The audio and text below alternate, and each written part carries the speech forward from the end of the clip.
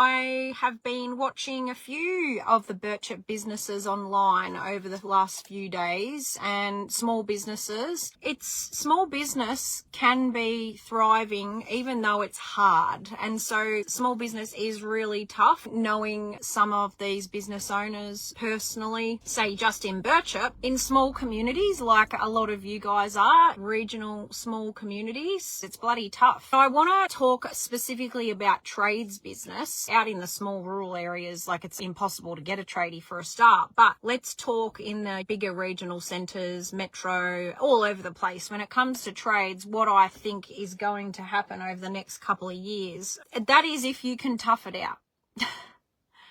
And let me know, are you finding it tough at the moment? Tough doesn't mean you're not making money or you're not successful. It might just feel like a bit of a grind. So if that's you, just let me know in the comments if you find it a bit tough. If you have got the resilience and the grit and the determination, and you couple that with getting knowledge and learning more and coming together and getting on the same page as a couple in business, and then being transparent and giving trust to the staff that you have got, you will find in the next couple of years, if you can just hang in there, and we don't want you to just hang in there, we want you to thrive. We want you to be making a minimum of $2,000 a week for yourselves to take home and doing 10 to 20% net profit on top of that. You can get there if you just hold on and you slow down to speed up, which is what I'm even doing at Ladies with Tradies, because your industry, the trades industry at the moment, is in a really interesting place. So it's never been harder to get really good, skilled tradesmen, and we're seeing people importing labour. I'm not completely adverse to that concept. If people are doing it in a nature that's above board, I am not adverse to that. What it does is it increases the level of competition, but at the same time, it only increases the shitty competition. So I want to be really clear about this. Who cares if the big companies that want to do building on a mass scale are importing their labour? Because most of you that we work with, they are not your competitors, right? So if the big companies are doing that, that's going to force some of the tradesmen out, isn't it? Because they're not going to be able to get the money that they wanted from the businesses that perhaps they were getting it from. So that's going to force them out into our businesses, into our small trades businesses all over Australia. And if we see this as an opportunity rather than, oh, F and hell, the government's doing this and the government's doing that, if we think differently about this and see it as an opportunity, then there will be people coming to you looking for jobs, and there will be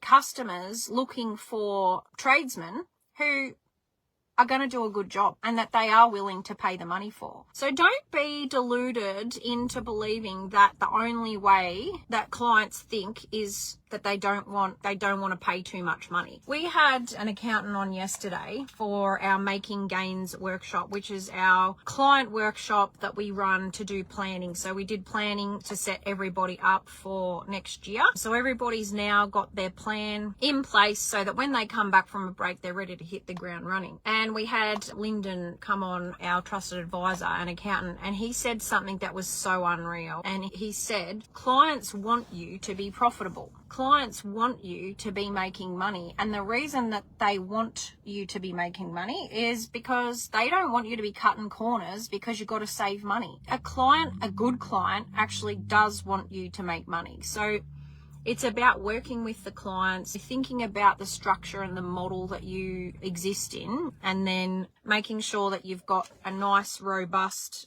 communication strategy with the clients. If you work at a cost plus structure, if you are staying within quoted work and you do fixed price stuff, whether you work for builders or you're working direct for the clients, it's all about communication. But the client doesn't want you to lose out, because that means they're going to get a shittier job as a rule. Very interesting. So I guess my predictions for the next couple of years is that, yes, there will be a bit of pressure created by imported labour. I think small businesses, say businesses up to 10 staff, they do realistically need to be looking at that as an option for themselves as well. We want to keep things competitive, right? So you're not going to see a small business put 10 people from overseas on on because it just can't be done. It's not realistic. But what we might find is that some of the labor type tasks that can be delegated that don't require skilled tradesmen might come from imported labor rather than the apprentice model, because I think the other part of the challenge with the apprentice model is less and less kids are coming into the trade ready to work. And so the grow your own theory is still good. I think we should be growing our own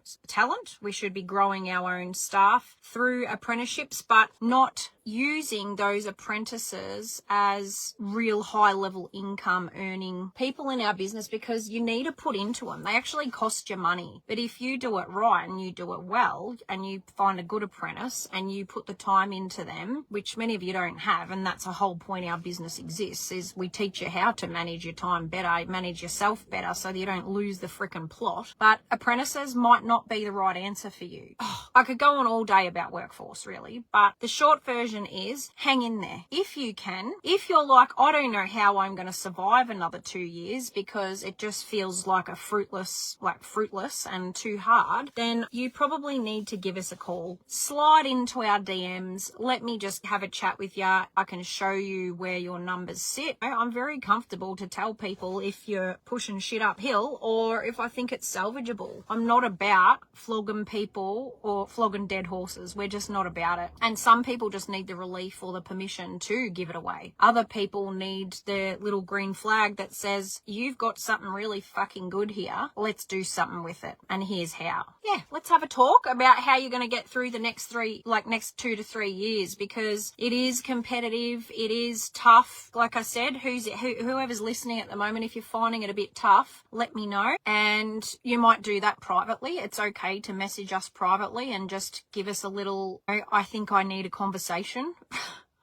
Conversation doesn't cost you anything. It costs you a little bit of time. I will know within the first 4 or 5 minutes of us chatting whether or not I can help you or not, or whether we're the right people for you or not. And if we're not, I can refer you out to other business coaching businesses. So we just want to help. That's the reality of it. And yeah, my little town, Birchup. Cheers for the coffee, Shell and Tess. Small business is tough, but you are tougher. And if you can stay tough, and we can educate you on how to stay the course, how to retain that resilience that so many tradie businesses have, we'll get you there. We will. And you just got to trust that. Yesterday on that program, again, the clients are like, your girls always say trust the process. And I finally decided that I was going to do it, and I trusted the process. And look where we are now. We're booking yet another overseas trip, or we've got this or that happening. Yeah, that's the go. All right. Love yous. Talk soon.